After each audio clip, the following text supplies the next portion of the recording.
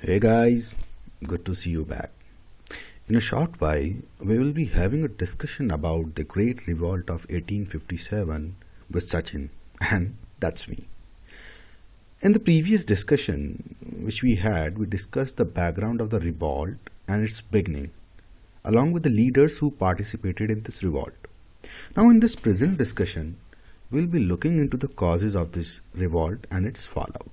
So, let's begin. As we discussed earlier, the beginning of the revolt and within a month of capture of Delhi, the revolt spread to the different parts of country. That is Kanpur, Lucknow, Banaras, Allahabad, Bareilly, Jagdishpur and Jhansi. This rebellion was marked by the intense anti-British feelings and administrative was literally collapsing. And if we talk about the popular leadership of the revolt, in the absence of any leader from their own ranks, the insurgents, the rebellions, they turned to the traditional leaders of the society. And who were these traditional leaders? They were the territorial aristocrats and feudal chiefs who themselves had suffered at the hands of Britishers, because the Britishers actually snatched their land or they levied higher revenue taxes which these aristocrat and feudal lords were unable to pay. And at Kanpur, if we talk of leadership, then at Kanpur, natural choice was Nana Sahib, the adopted son of last Peshwa, Bajirao II. He had refused the family title and banished from Pune, and he was living near Kanpur. In Lucknow, Begum Hazrat Mahal, the wife of deposed Nawab Wajid Ali Shah, she took over the reign. Actually, the popular sympathy was overwhelmingly in the favor of the deposed Nawab, because he was deposed on the alleged allegations of misgovernance. And Birjis Qadir, the son of Wajid Ali Shah and Begum Hazrat Mahal, he was proclaimed Nawab, and a regular administration was organized with the important offices shared equally by the Muslims and Hindus at the time of rebellion. At Bareilly, Khan Bahadur, a descendant of former ruler of Lohila Khand, was placed in command. As you can see his picture, standing with a sword, he was living on a pension which was granted by Britishers, and in fact he was not too enthusiastic about this rebellion. When the revolt broke out, he actually warned the commissioner of impending immunity. Wow, great. Yet, once finally the revolt broke out, he assumed the administration. He organized an army of near about 40,000 soldiers, and he really offered a stiff resistance to the Britishers. In Bihar, the revolt was led by Kumar Singh. He was a Jamidar of Jagdishpur. He was around a 70-year-old man, literally on the brink of bankruptcy. Literally he was having nothing. All estate were gone. He was under high debts. Because of these reasons, he nursed a grudge against the Britishers. Actually, what happened? He had been deprived of his estate by them, and his repeated appeals were denied by British people. Even though he had not planned an uprising as such, he unhesitatingly joined the sepoys when they reached Ara from Dinapur. So he assumed the leadership in Bihar.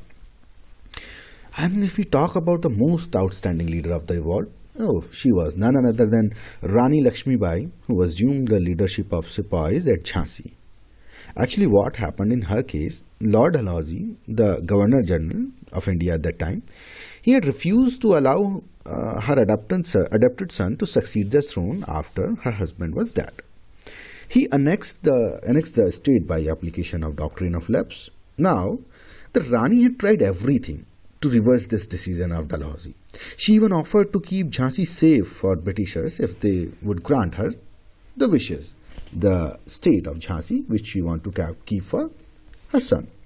When it was clear that nothing was working and no plea and no petition of her was taken into consideration by the Britishers, she joined the sepoys on the rebellion. And in time, she actually became one of the most formidable enemies that Britishers had to contend with. Now, let's mull over the causes of these revolt. Just think, why did the sepoys revolt? You know, it was considered a prestigious job to be in the service of the company. It provided, after all, it provided the economic stability. Why then did the sepoys choose to forego these advantages for the sake of an uncertain future? Let's mark the causes categorically. First of all, we will take upon the economic causes. The most important cause of the popular discontent was the British policy of economically exploiting India. This hurt all sections of society. The peasants suffered due to the high revenues demand and the strict revenue collection policy. Artisans and craftsmen, on the other hand, they were ruined by the large-scale influx of the cheap British manufactured goods in India. In turn, the goods which were made by their hand, they become uneconomical to produce. People who made a living by following religious and cultural pursuits, they lost their source of livelihood. Why? Due to the withdrawal of royal patronage that caused the displacement of the old ruling class, because old ruling class was displaced by the British government, British administration. So these religious and cultural phenomena, they lost their source of livelihood. Okay. Moving on to the political causes, the British policy of territorial annexation led to a displacement of large number of rulers and chiefs, like in Berar or in Jhansi, or for that matter in Awadh. The vigorous application of policies of subsidiary alliances and doctrine of lapse, as we discussed, you remember in the last lecture, subsidiary alliances has already been discussed. And doctrine of lapse, you know about that. Well, what they did? They angered the ruling section of the society. Rani Lakshmi Bai, Nana Sahib, they become bitter enemies of the British and led to revolt in their respective territories. The annexation of Awadh on the ground of misgovernment was greatly resented. The Nawabs of Awadh had always been loyal to British. The annexation was widely seen as a blatant act of backstabbing by Britishers. They literally stabbed in the back of the Nawabs of Awadh. It deeply hurt the sentiments of company sepoys because most of them came from Awadh area. Moreover, even under the new regime, the people of Awadh got no relief from the oppression. Peasants, still, they had to pay even higher revenues to and additional taxes to the British. The British provide even no alternative source of employment to the people who lost their jobs due to the dissolution of Nawab's administration. You know, the people who were actually working under the various government posts under Nawab's administration, they were not at all provided with any employment or alternative employment. Okay. The third cause was social causes. Social causes and think about the reforms which were introduced by the Britishers, like the Sati abolition law and all. Well, these reforms which were introduced by Britishers were looked upon with suspicion by the conservative section of the Indian society. Reforms like abolition of Sati, legalization of widow remarriage, and extension of Western education to women, these were looked upon as an example of interference in the social custom of the country. The social discrimination faced by Indian due to British attitude of the racial superiority also led to much resentment.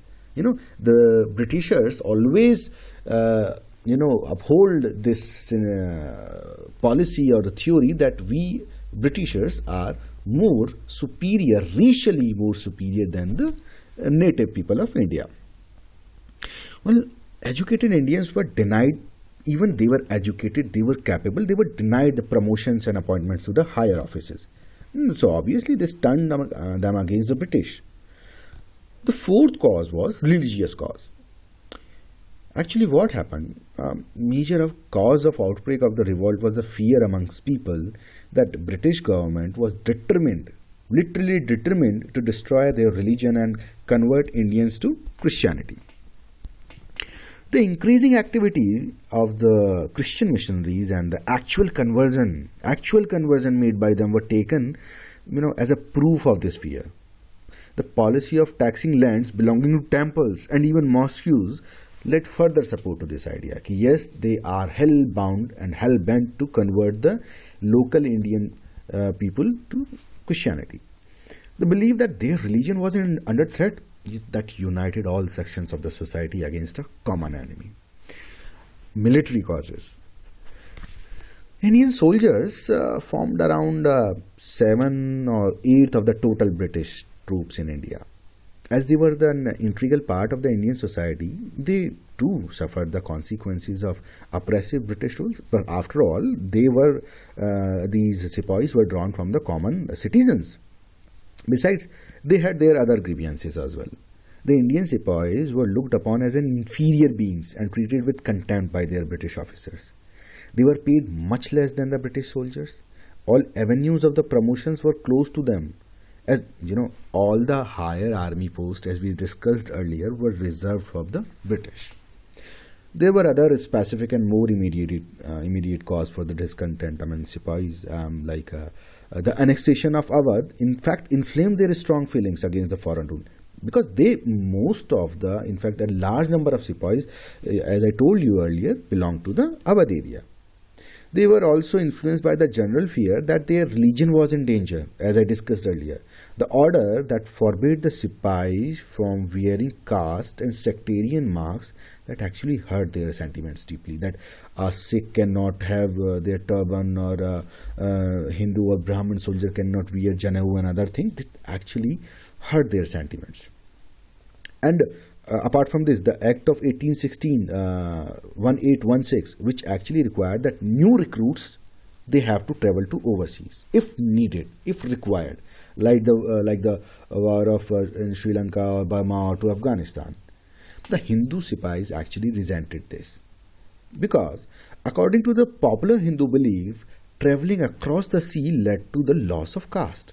Another cause of Sipahi discontent was the withdrawal of the foreign service allowances, which they call bhatta. Actually, what happened under this bhatta, under these foreign services allowance, when Sipahis were fighting outside the country, they get this bhatta for compensation in order to when they are fighting outside the country. Now, considering these 5 causes, there was also the immediate cause. These were like the brewing cause which were under the sheath, but one immediate cause actually gave a spark to all these things. What was that? As you are aware, discontent and resentment against British rule had been growing among the Indians for a very long time. By 1857, the stage was all set, for a massive revolt. Only a spark was needed to set the country ablaze. That spark was provided by as small a thing, a rifle cartridge. At this time, what happened? The Enfield rifle was introduced in the army. Its cartridges were covered with a greased paper cover.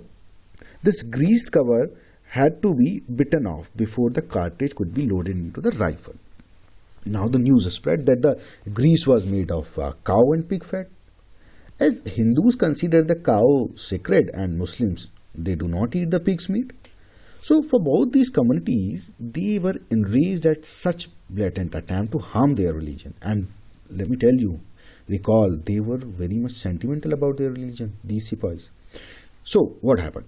This incident, popularly known as the greased cartridges incident, that became the immediate cause of revolt. The first soldier to protest against using the greased cartridge was Mangal Pandey.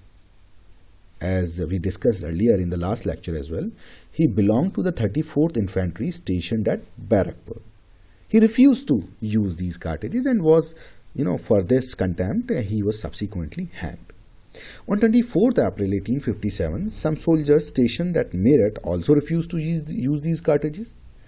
On 9th May 1857, they all were severely punished for this.